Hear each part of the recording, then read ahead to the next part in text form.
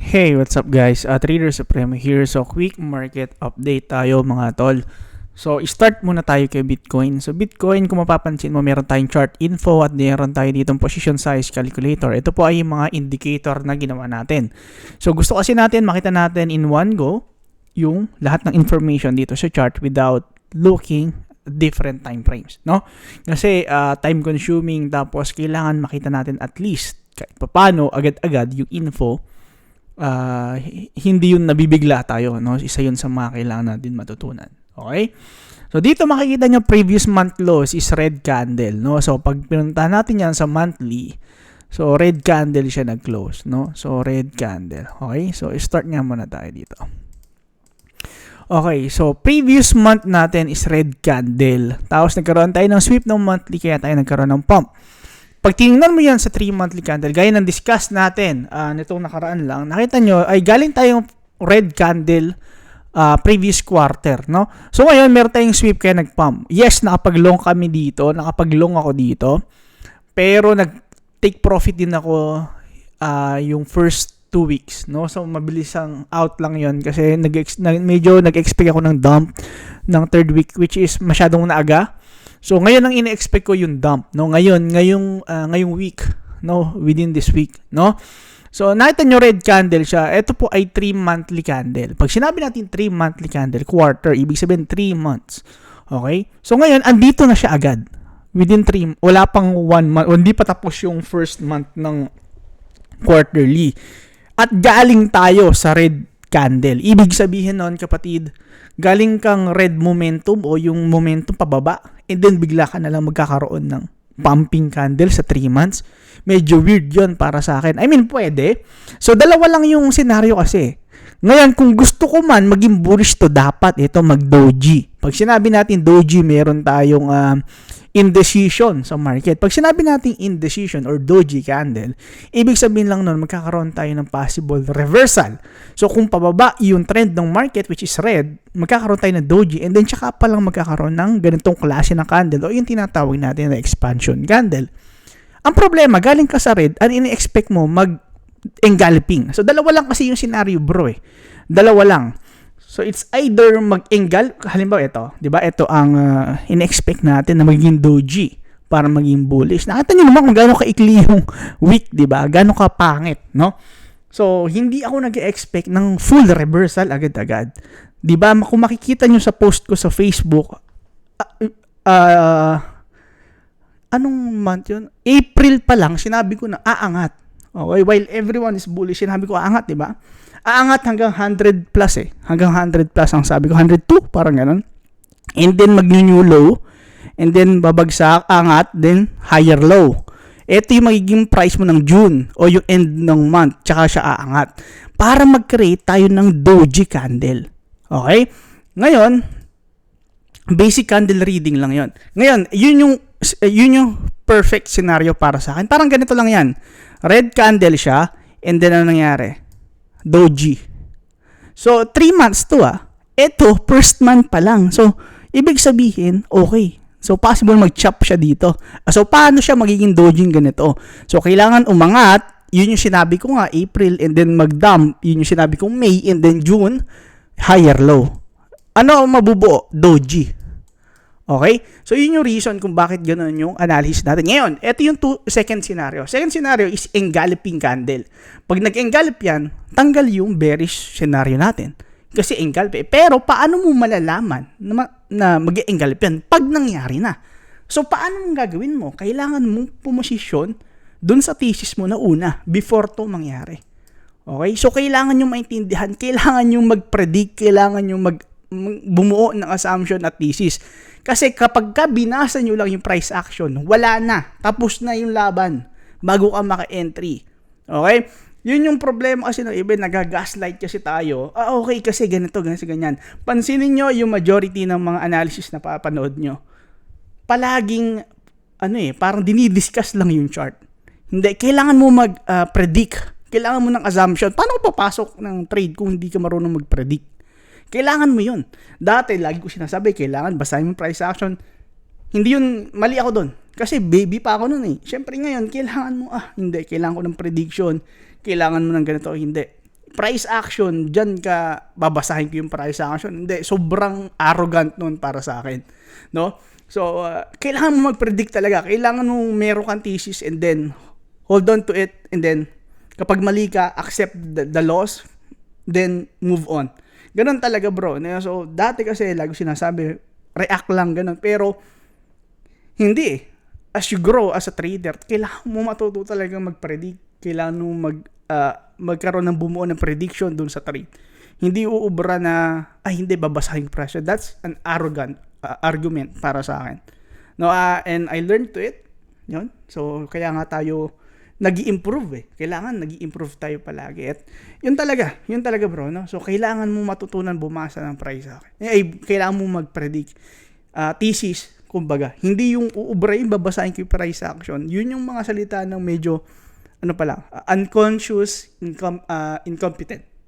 No? So, unconscious, incompetent. So, ganun tayo noon. So, naiintindihan natin na as we grow, talagang babalikan natin yung mga ganung klase ng pananaw. No? So, hindi uubra yung hindi, binasa ko yung price action eh. Ganito kasi sinabi ng market, bro. Kalokohan yun. Iniikot ko na lahat yan. Kita ko nyo nga, nababasa ko yung market bago pa lang gawin eh. Alam ko yun yung mangyayari, bro. Pero kung hindi man yun yung mangyayari, hindi dahil binasa ko yung price action, hindi mo pwedeng basahin ng price action. Kasi future prices yan. Paano mo mababasa yung future prices? Sige nga. Hindi, di ba? So, arrogant argument yun para sa akin. No? So, pag tingnan mo dito sa weekly bro, yes, nakapag-long ako dito at nakapagsabi rin ako ng short dito. So, kita nyo, kasi masasabi mo yan through candlestick pattern. Actually, hindi siya candlestick pattern eh. Candlestick behavior. Okay? Kasi, pagka trader ka, wala ka namang ibang pagbabasihan kundi previous candle. Wala namang iba eh. Walang iba. Promise, walang iba. Previous candle lang. So, it's either monthly or weekly candle. Okay, so let's start dito. Okay. Pagka check nyo siya dito.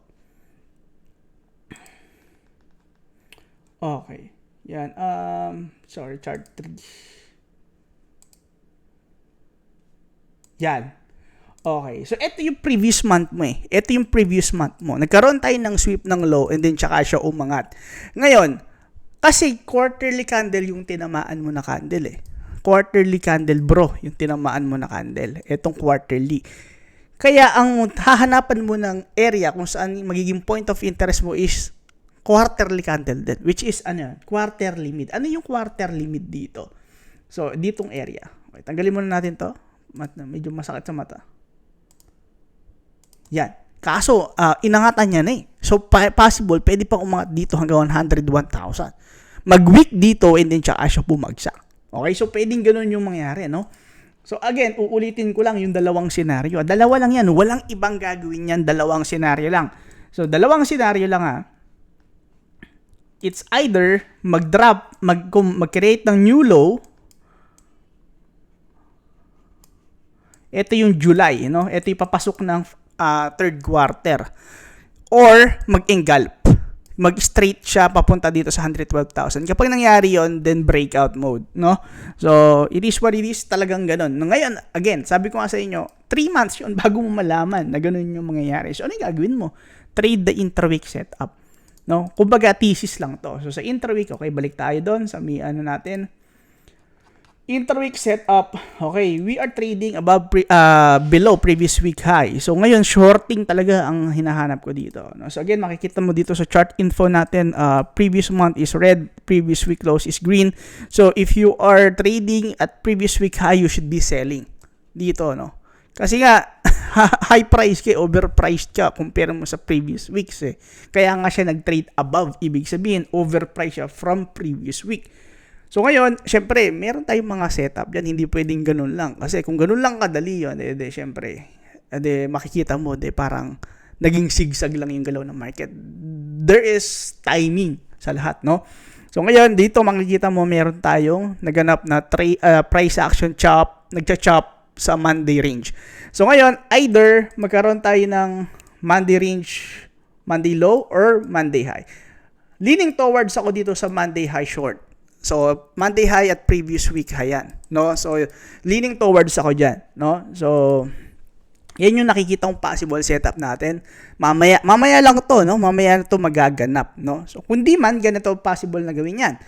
Pwede rin ganito ang gawin yan, since maraming nag-ano na possible shorting dito tayo sa area. Pwede i-squeeze niya yan. And then, possible Thursday, and then Friday, tsaka siya mag-dump. Thursday yung magiging point of interest natin. Pwedeng ganon. No? So, walang makakapagsabi. Kasi, pag tinignan mo yan dito, pwedeng may nabubuo tayong pattern dito, no? So, pattern. Okay, meron tayong parallel dito, no? Parang parallel channel, no? Ano ba yan?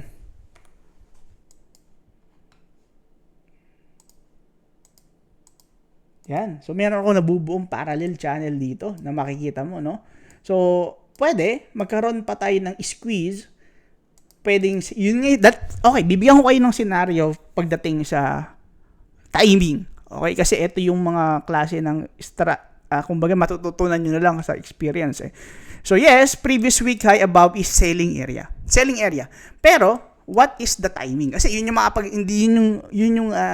yung difference ng marami. Yung kung marunong ka tumiming or hindi. So, habang tumatagal ka, malalaman mo, okay, isa lang naman yung ginagalaw ng market pagalingan tumiming. Dun yung makikita mo experience na. So, dito, dalawa yung nakikita ko. Either magkaroon tayo ng sweep mamaya, reclaim, and then possible shorting, dump. Or pwedeng magkaroon tayo ng chop pa above netong Monday high, and then mag-sweep bukas, and then Friday, mag-dump siya ng mabilis. That would be a head and shoulder Wednesday, Thursday, and then Friday. Or, ito yung last scenario niya. Last scenario niya is 3 days of breakout. What do you mean by 3 days of breakout? Meron tayo ditong pumping na Wednesday, and then Thursday, and then Friday, umabot siya dito, and then dump. Pwedeng ganun. Okay? So, yun yung mga timing na pwedeng gawin ni Bitcoin mamaya, no? So, yan yung reason kung bakit hindi ako makapasok sa altcoins. Kasi pag nangyari yun, squeeze pati altcoins trade nyo.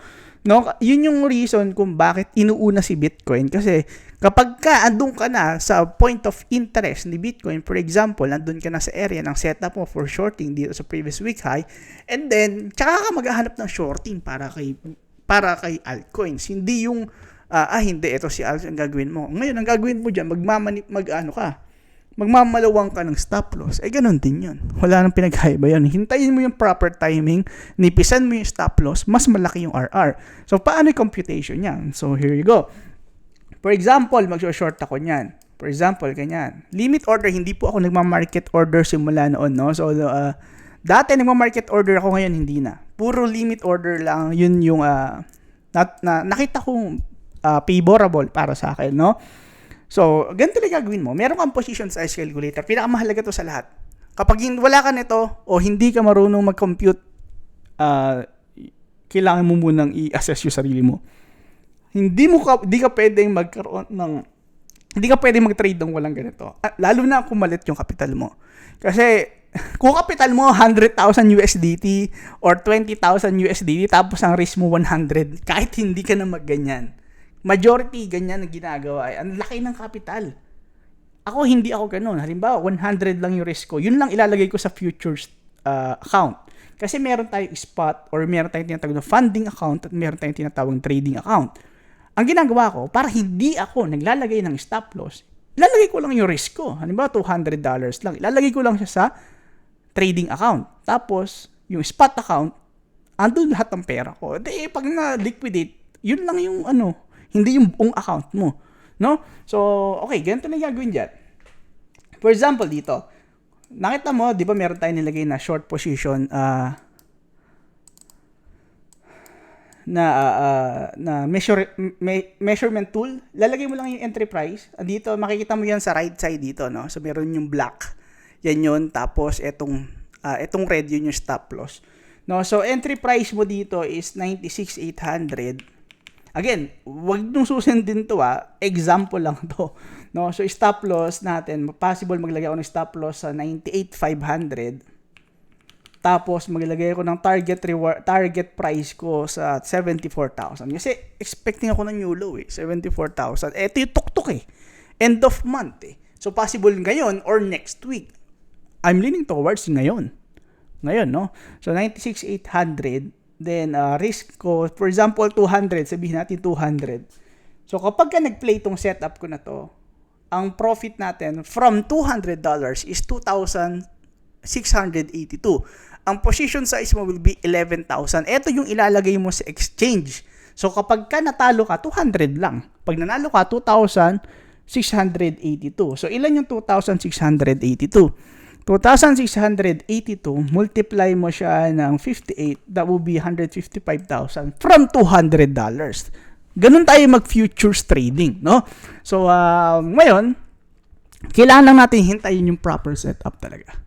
Proper setup. So, hihintay natin paano mangyayari mamaya.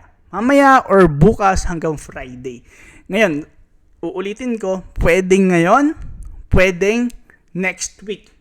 Again, sabi ko kasi, end of month could be end of month or first week of the month. Yun yung mga timing kung saan meron tayong key level sa monthly na tinatamaan or yung nag-move yung market. Yan yung reason kung bakit may movement na sobrang laki yung market. Yun. Hindi dahil may whales. No? Hindi dahil ganun. Dahil meron tayong time frame. Okay? So, again, natututo ulit kayo. Tandaan nyo, pagka ang ina-expect nyo is movement ng monthly level, you should be waiting sa end of month or first week of the month. Okay? Okay, tayo doon. Okay, so another lesson para sa inyo mga kapatid, no? So, yon, Ethereum, back to Ethereum. Ethereum, makikita mo dito chart info, previous month close natin is red candle, previous week is green. So, if you are trading at previous week high, you should be selling or you should be buying sa previous week mid. Eh, previous week mid natin ang layo. At nagte-trade ang price natin above previous week high or dito sa previous week high. So, makikita nyo may possible dito tayo na yan. So, pwedeng dito above previous week high. Yan. Meron tayo dito previous week high. Dito. Ngayon, pwede rin naman siya magkaroon ng rejection dito. Nakita nyo sa from Monday high, nagkaroon na tayo ng magiging parang head and shoulder dito. Well, pwedeng hanggang dito lang si Ethereum. Kasi hindi naman pwede. Pero, for example, nag-pump si Bitcoin. Umabot si Bitcoin hanggang dito. Si Ethereum andito pa rin. Well, I'm shorting Ethereum more, no? Kasi ibig sabihin lang niyan, walang power si Ethereum umangat hanggang dito. Well, kapag nag-dump si Bitcoin, eto yung malalakas mag-dump. Okay? Then, target profit ko siguro eto for first take profit or maglalagay ako ng risk-free na position. Ibig sabihin, ilalagay ko siya sa yung stop loss dun sa may break-even or yung entry price ko. Tapos hahayaan ko na. Then, pwede na akong umenter ulit. Yun yung reason kung bakit tayo naka-max leverage. Kasi kapag naka-max leverage tayo, we can enter a lot of entries. Kasi kung hindi ka naka-max leverage, magagamit mo yung margin mo. So, kapag naka-low leverage ka, magagamit mo yung margin mo. Kapag naka-risk-free ka na sa trade, hindi ka na makaka-entry. Hindi na. Kahit na anong entry mo doon, hindi ka papayagan ng exchange. Kasi wala kang pera Pero kung meron kang leverage or max leverage ka, hahayaan ka lang. Ngayon, yung risk mo, parehas lang. Wala namang pinagkaibi. O, bakit high risk ang max leverage? Hindi siya high risk. Hindi mo lang alam. Okay? So, yun yung pinakamahalaga doon. Kailangan matuto ka. Hindi po high risk pag mataas ang leverage. Gift yon ng exchange para sa inyo. Gift yon. Ngayon, kung parehas lang naman pala ng risk, bakit hindi mo gamitin yung pera ng exchange? Ba't mo ginagamit yung pera mo lahat? Then, pagka meron ng another opportunity, wala ka ng pang-trade? O, yun yung reason kung bakit. Okay? So, Ethereum, yun pa rin yung binabantay natin. Same, pero hihintayin ko muna magkaroon ng rejection dito kay Bitcoin, dito sa taas. No? So, kay Ethereum, okay, so kung umangat pa siya hanggang previous week high, lagay lang tayo dito ng short hanggang possible new low natin. New low natin is 1.3. So, lagay natin siya sa target price natin na 1,280. Okay? So, 1,280 pala. Yan. Tapos entry price natin ay 1877. Again, wala pa akong entry ha. Assumption, prediction, thesis pa lang. Mamaya tayo makakakita ng movement ng price dyan.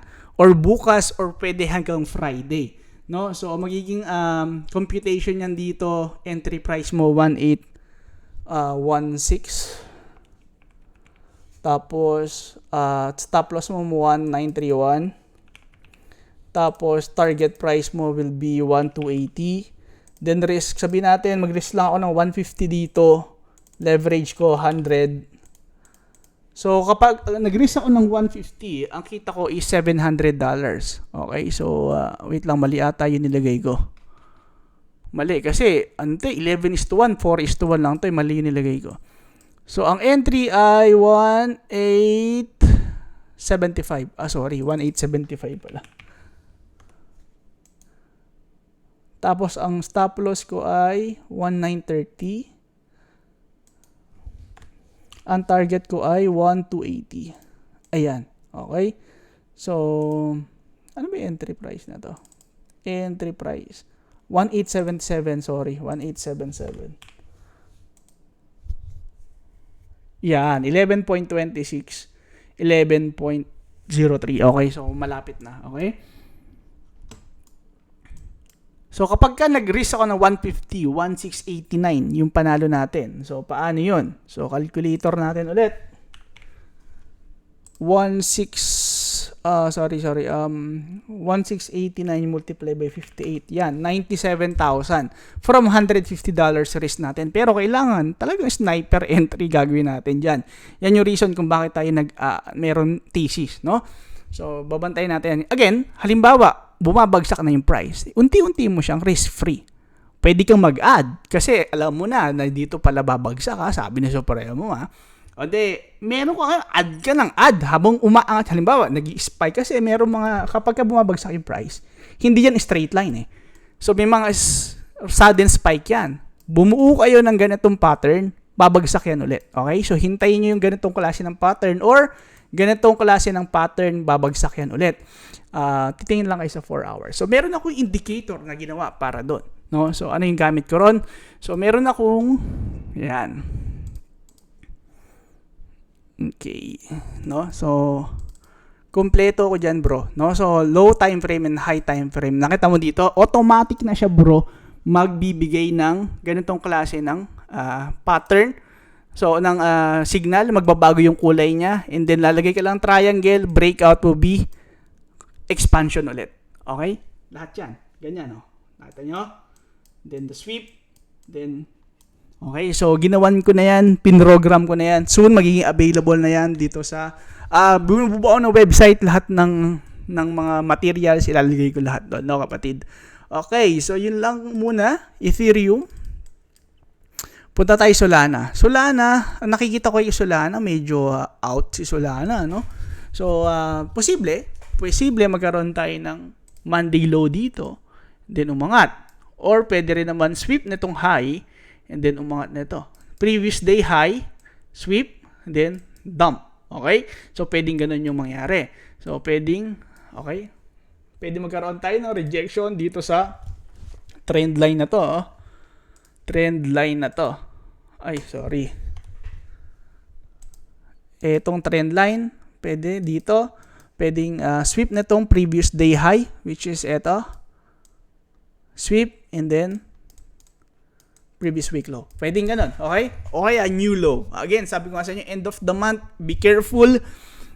Pwedeng mag-pump, pwedeng mag-dump. Pero sinasabi ko sa inyo, I'm leaning towards shorting kasi it doesn't make sense sa akin na mag-pump tayo from here. Pero kung magpa-pump man, it doesn't matter then. I'll probably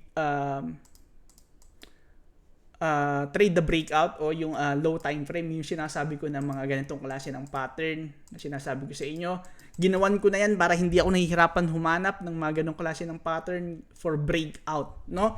So, yun lang yung mga kailangan kong tingnan. Okay? So, yun. Ganun lang kadali, kapatid. No? So, no stress. Hanggat wala dyan sa levels natin, hindi ko yan iti-trade. Si Sui, nag-umpisa na siya sa previous week high. Probably short to kapag nakita ko nang nagda-dump si Bitcoin. Pero kung hindi, baka kasi mag-spike. Pero ako, mas gusto kong Monday mid, then dump ulit, no? So, yun yung nakikita kong kay Sui, no? Doge, ganda nito si Doge. Ang problema, nauna na rin siya mag-dump. Okay, so hindi ko na siya nasundan. Okay, pero pag tinignan mo siya dito sa sistema natin na bago, sa sistema kong bago na binuo, makikita mo, nag-create na siya dito ng ano eh. Mapapansin mo dito. 'Di ba? Pag tinrace mo, yung may mga kulay yan, bro. Yun, no? Breakout, no? So, yun yung bago natin ginagawa, niluluto ngayon, no? So, yung may signal, still ginagamit ko pa rin siya ngayon, pero masyado kasi siyang, maraming signal eh. Ayoko nang ganun kasi magiging parang scalping. Hindi naman ako scalper. Hindi kaya ng isip ko yung scalping kasi masyado siyang hardcore, no? Hindi ako ganun ka-hardcore, mga kapatid. Baby trader lang tayo, no? So, dito, possible Ondo. Okay, possible. Dalawang scenario lang kay Ondo. Kung magkakaroon tayo ng dumping. Ondo, possible kung mag-dump tong ganito, kikreate yan ng lower high. And then, possible Friday, dumping lalo. Okay? So, ganyan nakikita ko kay Ondo. Okay. LTC, same lang. Nasa previous week high area ka pa rin. So, babantayan ko lang siya dito sa area na to. Okay? So, yan lang. Or dito, Monday low. Depende kung anong gagawin ng market mamaya kay Bitcoin. Again, susunod lahat yan kay Bitcoin. So, hintayin mo si Bitcoin bago ka mag-altcoins kasi susunod yan. Okay? Huwag mong unahan. Kasi kapag yan nag-spike si Bitcoin, spike lahat yan. Mag-i-spike yan pataas. No? Pag yan nag-spike pataas, talo ka. Para ka namigay ng pera. No? So, kailangan mo konting pasensya. I mean, nakakabwisi talaga, bro. No? Kasi nakakabwisi talaga maghintay. Pero, ganun talaga yung market eh. No? Okay. Okay, etong si Near, meron tayong rejection na dito eh. Pero mas confident ako na mag-short dito sa area ng Monday high. Again, for example, si Bitcoin sa previous week high na. Ngayon, si Near andito na. Well, tsaka ka mag-short. Hindi hihintay mo pa siya dito. Kasi lalaglag na sa Bitcoin eh. Sabay-sabay yan. No? So, ganun lang siya. Uunahin mo muna sa Bitcoin, bro. No? Kasi, isa na yan sa mga problema ko noon. Huwag mo nang gayahin. Kaya nga sinishare ko na yung mga ganitong klase ng technique eh. Kasi bro, pag inuna mo yung altcoins, ang mangyayari sa inyo yan, duduruan ka ni Bitcoin sa muka. Ganun pala inuunahan mo ko Ayun, spike. Stop out ka, tapos biglang makikita mo, paggising mo, nag-play. Sana 10:1 na yung trade mo. So, kailangan mo talaga hintayin bro si Bitcoin, no? Kailangan mo talaga siyang hintayin, no? Okay, so ito, red candle, tapos, nagda-dump na siya. Well, kapag ganito, hintayin mo na lang spike para kay Bitcoin, no? Kung makita mo dito,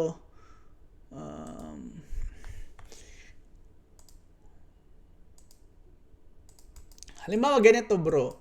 Paano gagawin mo kapag nag-dump na? Hintayin mo sa long. Kasi sabi ko nga sa gagawa yan ng lower high ng Thursday. Hintayin mo dito. Nakita mo previous week mid, diba? Hintayin mo yan. Then Friday, mag-continuation pababa. Sabi ko nga sa inyo, up and down, kaya mong pasukan yan basta nasa proper key levels ka. Bro, eto, within this week, i-release ko to sa public.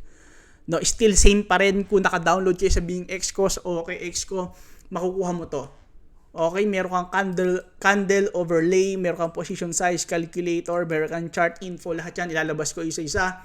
Ngayon, kung gusto mo ng all-in-one, meron lang tayong konting instruction pero still free.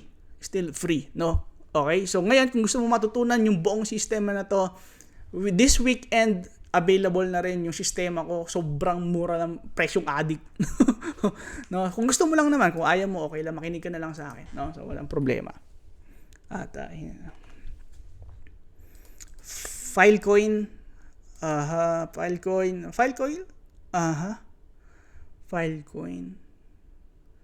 Filecoin, kapag nag-dump si Bitcoin, hintayin ko siya dito sa Monday high. Nakita mo itong mga high na yan? No? Yan. Okay. So, yan yung hihintayin natin. Again, sabi ko nga sa inyo, new low ang gusto kong ang prediction ko, new low.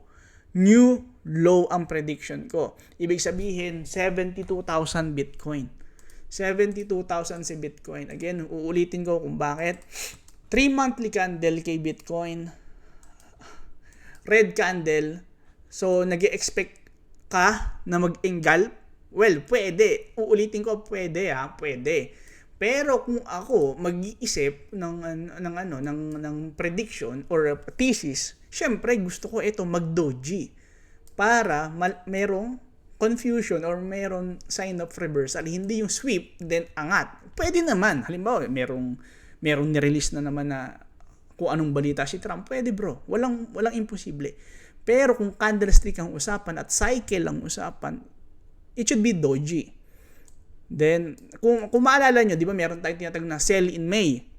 O, edi, yun. No, possible May, new low. Yan, bakit? Ano na ba? Magme-May na bukas eh.